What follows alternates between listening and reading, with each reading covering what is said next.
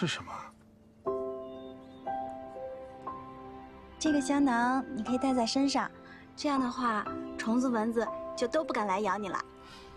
真香啊！有依兰香、香茅草，还有一个名字到嘴边想不起来了。木姜子。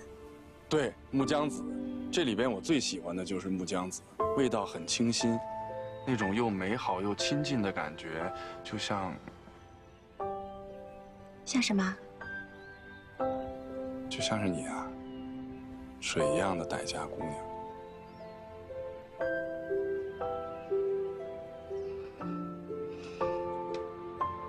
哎，这个木马挺可爱的啊。要不要玩一下？啊？来嘛。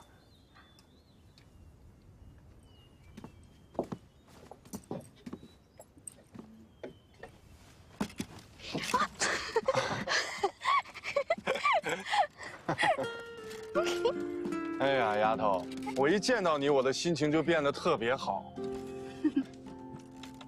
有件事情一直想跟你说，你在米罗饭店那儿唱歌，环境乱糟糟的，不太适合你们女孩子。干脆你来我茶庄上班吧。您这是挺好的，可是我还是挺喜欢唱歌的。我这儿也可以唱歌啊。啊，不着急，不着急回答，只要你开心就好。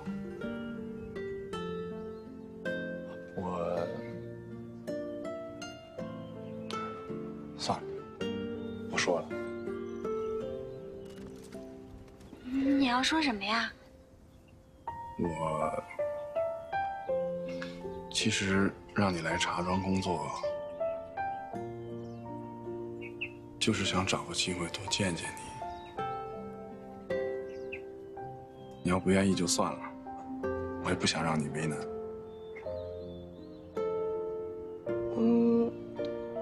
我愿意，可是我就觉得，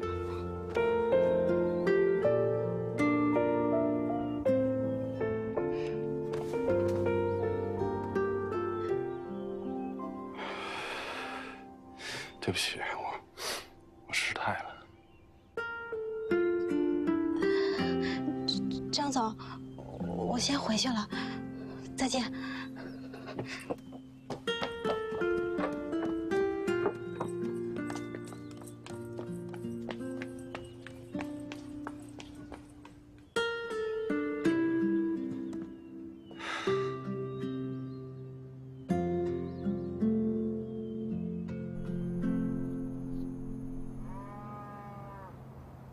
浩宁，你来开发我们寨子，我很高兴。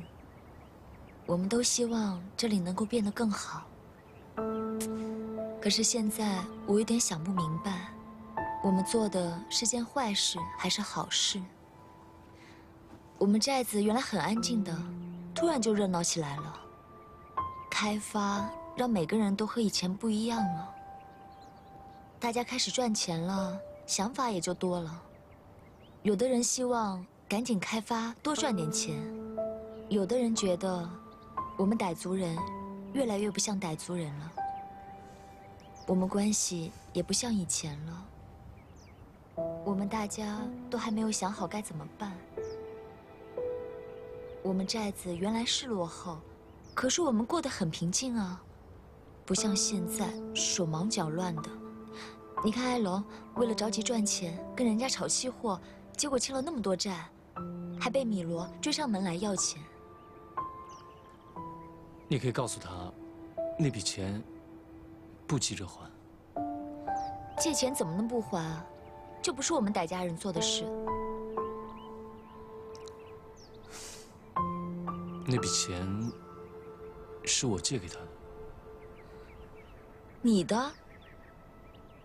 怎么回事啊？我就担心他不要我的钱，所以我用张泽尚的名义借钱给他。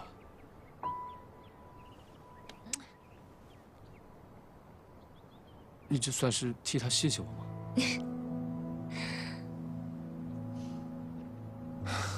要不是我自作聪明借钱给他，他也不会欠这么多的钱，还让张泽尚钻了空子。什么空子啊？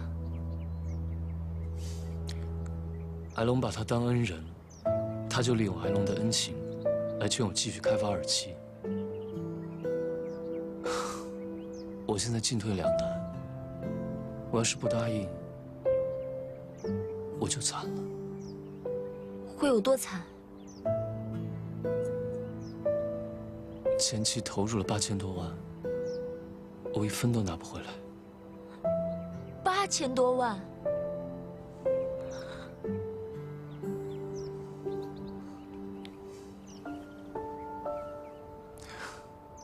我现在每天都睡不着。怎么会赔这么多钱？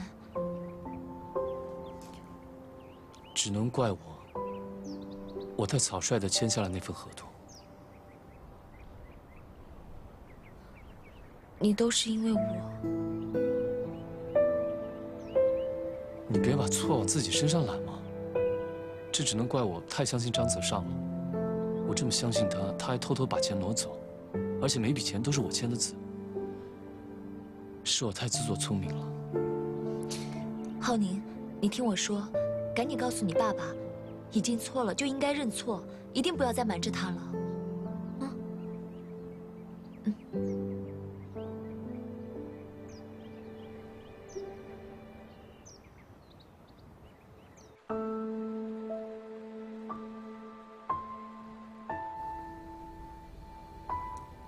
爸，对不起，有件事我一直没告诉你。你还想瞒多久？什么意思？看起来我还是管你管得太紧了，以后还是要放宽一点，让你放心大胆的去干，省得你背那么重的思想包袱。原来您都知道了。不就是曼长村的2期工程吗？这有什么不能说呢？泽尚已经跟我通过电话了。2期这么好的一个项目，收益快，盈利高，对曼长村的经济与发展也有帮助。你为什么要瞒着我呢？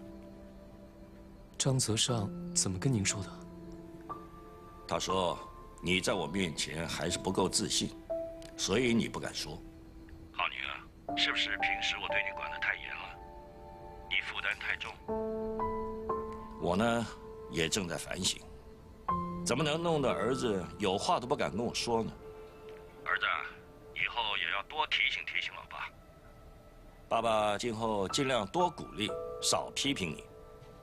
不行啊，爸爸就早点退休，让你来当这个家。好，我努力。你呢，就先把这个2期项目做好了，这会是你非常漂亮的一个成绩单，让董事会那帮叔叔们对你刮目相看。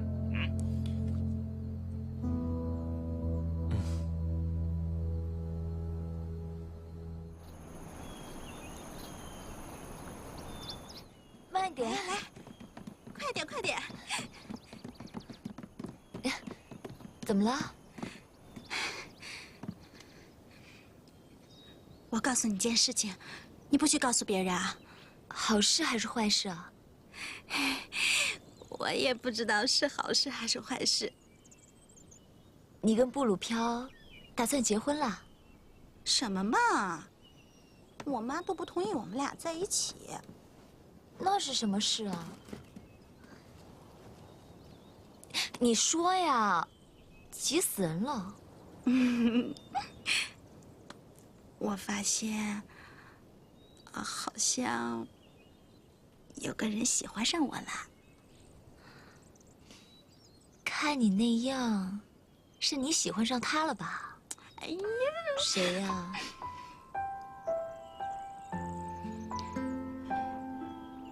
张泽尚。张泽尚。我跟你讲，他跟我说了好多的心里话。你别看他平时挺成熟稳重的，其实内心挺脆弱的。而且他还亲了我。你让他亲了？哎，你发誓啊，不许跟别人说，我把你当成最好的姐妹，我才告诉你的。一丹，到底怎么回事？你怎么跟他好了？哎呀，还没算好上嘛。你都让他亲了，还叫没好？雨波，哎呀，那天吧，我也不知道是怎么的，他突然就亲了我一下，我当时就吓坏了。而且，哎呀，可是吧，这几天我满脑子都是他，我发现我好像挺喜欢他的。那布鲁飘呢？你有布鲁飘了呀？哎呀，我知道，所以我才来找你的呀。我内心也挺矛盾的。唉，布鲁飘是挺好的，但是张泽尚更温柔、更成熟、更体贴，又有学识又有钱。他的那种帅啊，跟布鲁飘不一样，而且更能打动我。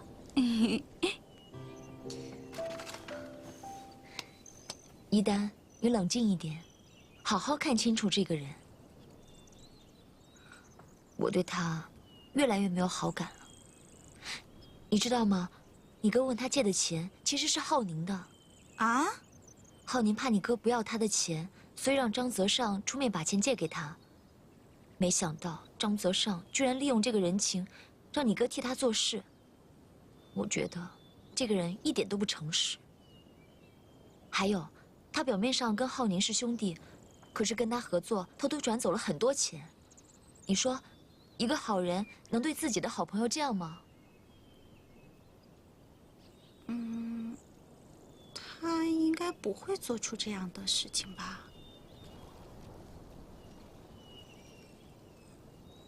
哎，这些话是不是徐浩年告诉你的呀？是啊，浩宁亲口跟我说的。对嘛，你相信徐浩宁，那我也相信张泽尚，我们都相信自己喜欢的人，没有错吧？喜欢就相信，你到底了解他吗？哎呀，我是没有那么了解他，可是我相信，他那么做一定是有他的难处嘛，也说不定是他们之间还有什么误会啊。哎呀，玉波，怎么办嘛？我好像真的喜欢上他了。你呀，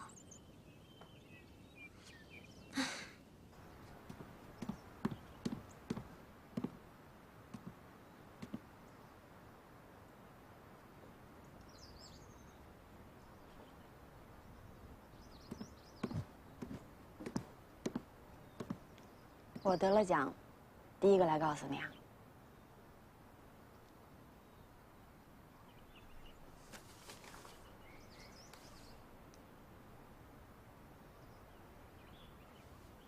恭喜你。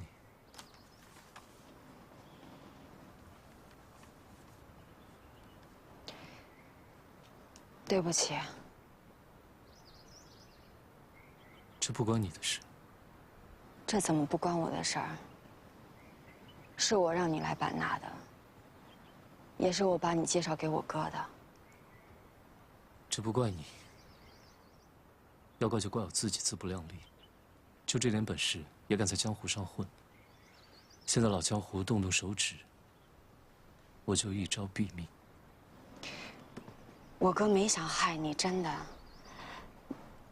大家合作好了，都赚钱，这才是我哥的初衷。我把他当自己的大哥一样敬重、信任。但现在回想起来，他其实早就防着我。他偷偷挪用资金，我实在没想到他会这么对我。他其实是想给自己找条后路。如果你现在不终止合作，他不会让你真的赔钱的。我今天不是来帮我哥说情的。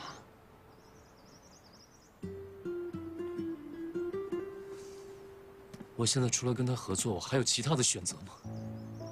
徐家不是赔不起这笔钱，而是我丢不起这个脸。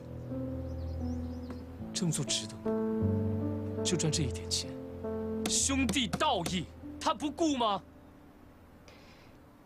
浩宁，你从小就是有钱人，你没穷过，你根本不知道我哥走到现在都经历了什么。他太害怕被打回原形了。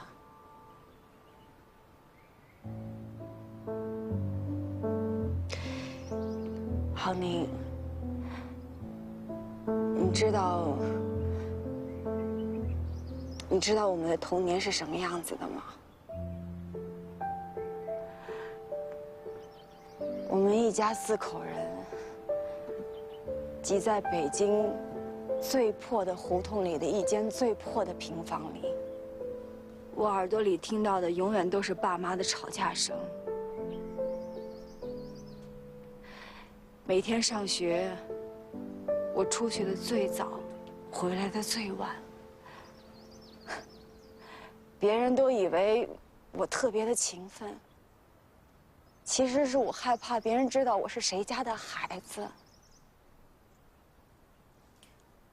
爸妈死了以后，是我哥撑起了这个家。17岁的最后一天，哥哥给我改了名字。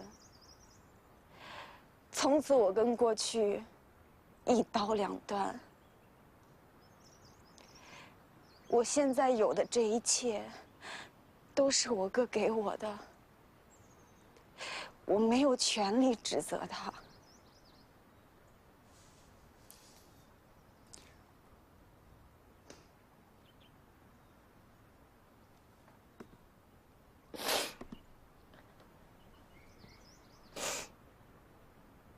对不起，我们认识这么久，即便我们之前在一起，你也没跟我说过这些。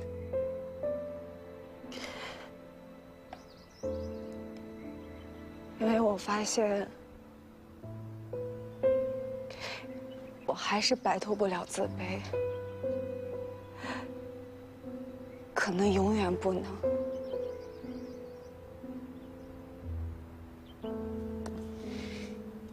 浩宁，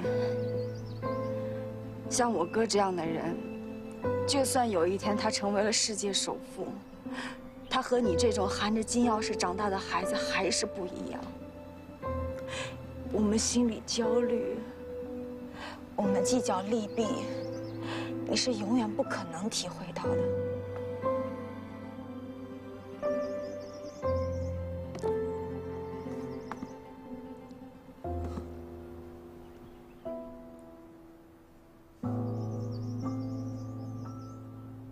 那我现在的处境，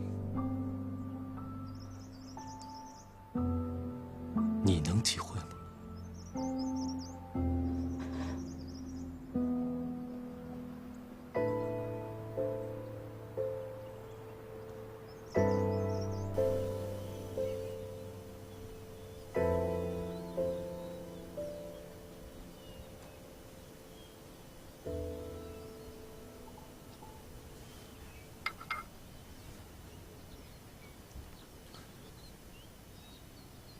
我同意继续跟你开发2期。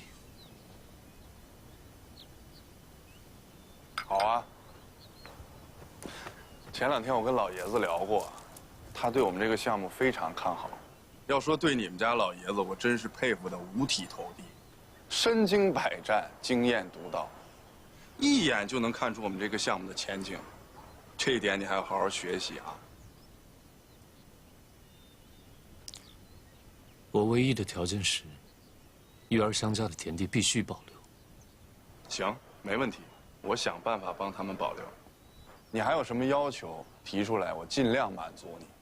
咱们兄弟之间有什么事儿都好商量，小节不计较，大节不能亏，在合理的范围内。还是那句话，你说了算。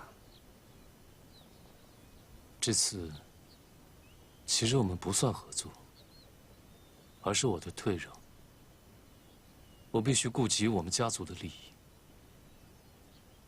我对于你的技高一筹，我感到佩服。但对于你这个人，我完全鄙视。我想，在这次的合作之后，我们将不会再有任何的交集了。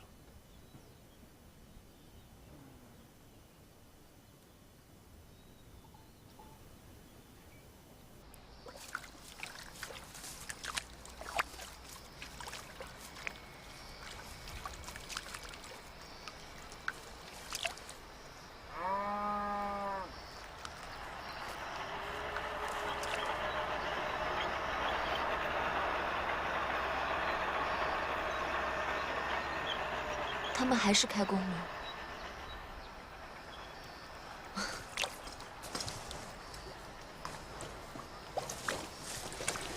他年轻，没有能力决定这么多，也别怪他。我不是怪他这个，我是觉得他已经做错了，还不敢跟他爸承认错误，硬要把这个错继续下去。这么大损失，谁能甘心啊？姨妈，有很多错，不都是因为我们一开始想要的太多吗？你看艾龙，为了想赚更多的钱，结果赔了进去；浩宁因为想留下来陪我，结果上了别人的当。我因为想要浩宁留下来陪我，鼓励他，所以他才会做错事。还有一丹，一丹怎么了？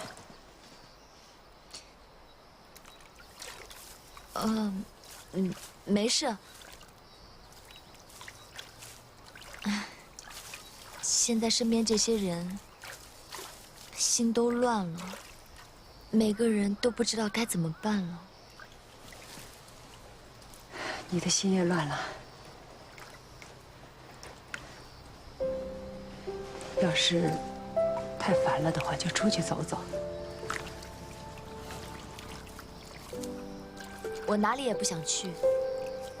大城市我已经去过了，一去就把自己给弄丢了，只会不知道自己是谁。玉波，不管外面怎么样，不能把自己弄丢了。姨妈那个时候心里难过，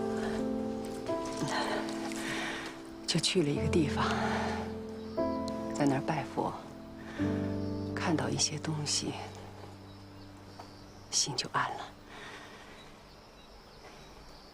你要不也去，看看能不能把自己找回来？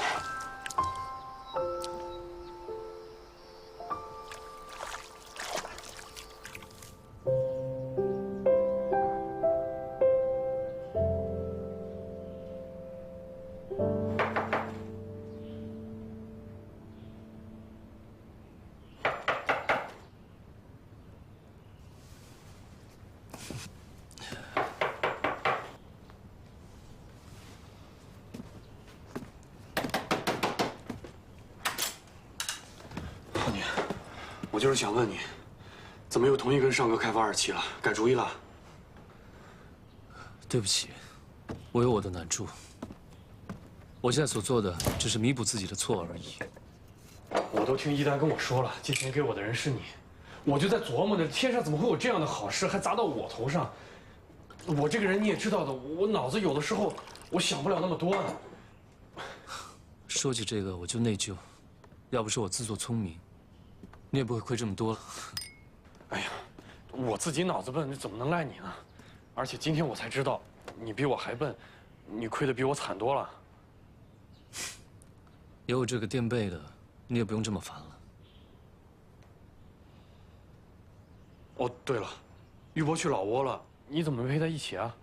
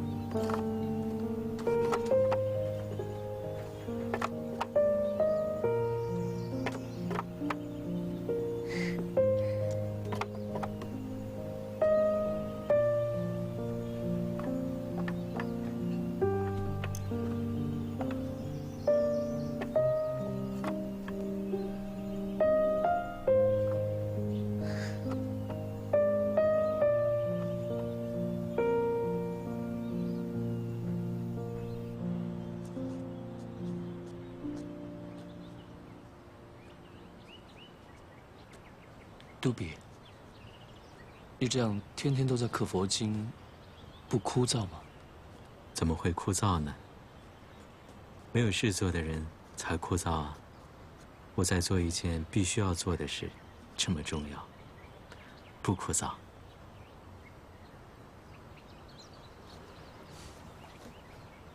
可是这么多的经文，刻错了怎么办？重新刻。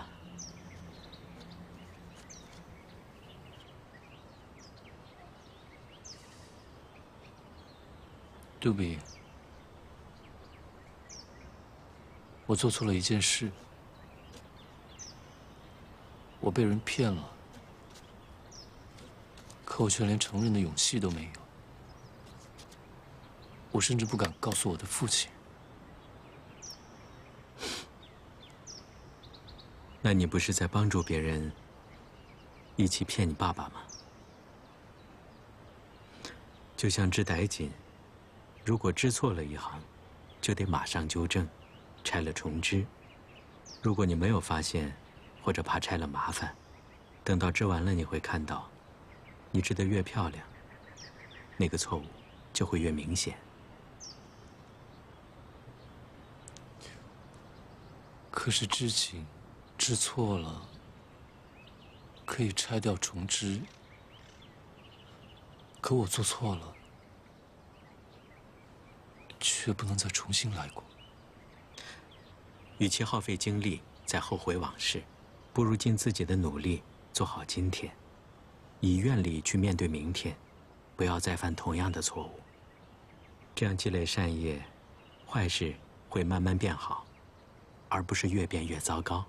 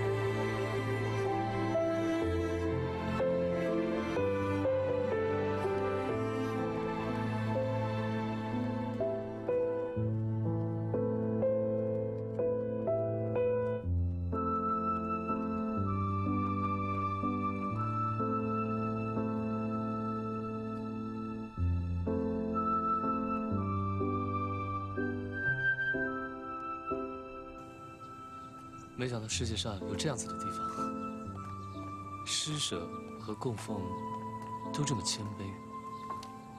虽然我不是信徒，但是我看到那些僧人经过的时候，我还是觉得好感动。Hello? Do you want to set the bird free? How much for one? 20,000 keep. 20,000。Yes. 等等，你不觉得哪里怪怪的吗？怎么了？正是因为有人要放生，他才会去抓他吗？我们是看到这只小鸟可怜，所以买下它放生。我们不能左右捉鸟的人，但是我们对鸟的善意也不能被别人影响啊。我们都是普通人，能知道自己该做什么，做好自己，不就是修行吗？想想我们前段时间的纠结，在版纳，我有很多想不明白。现在我有点想通了。姨妈让我来朗布拉邦找回自己，我想我找到了。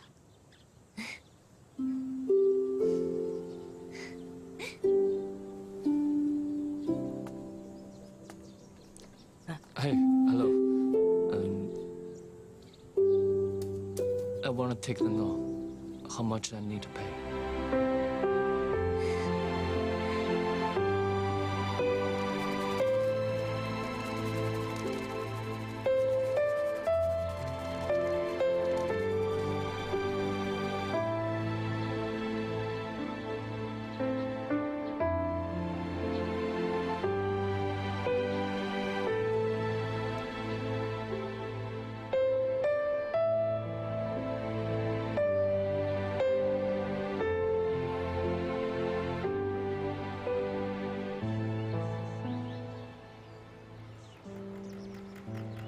你看这里，平常路上也没有警察，也没有红绿灯，人家开车也不抢道，也不按喇叭。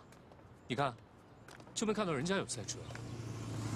这里车不叫，人不叫，连狗也不喜欢叫。一开始来这里，总觉得这边好像挺落后的，好帅啊！总觉得这里挺落后的，但现在好像慢慢喜欢上这里了。我害怕你会嫌刚才那个小饭馆不高级呢。哦，你知道，通常这种最地道的美味就在这种小店里。我们刚才吃的，菜有味，饭有味，人也有味啊。有什么味？人情味。哎，你刚才在那里叽里呱啦、叽里咕噜的跟老板娘说什么？老板娘说，这里的大米呀、水果呀、肉什么的都是自家产的，保证快乐成长，无污染。吃出来了，没看我刚才多吃了一碗饭吗？但是她说，现在好多着急赚钱的人，打算来这里圈养饲料猪了，以后有钱也买不到这么好吃的肉了。那些人就为了赚钱，到处去破坏别人的原生态。人活着是需要钱，可是金山银山一日不过3餐，钱是赚到了，可是没有人情味儿了，好东西也买不到了，这日子过着还有什么意思啊？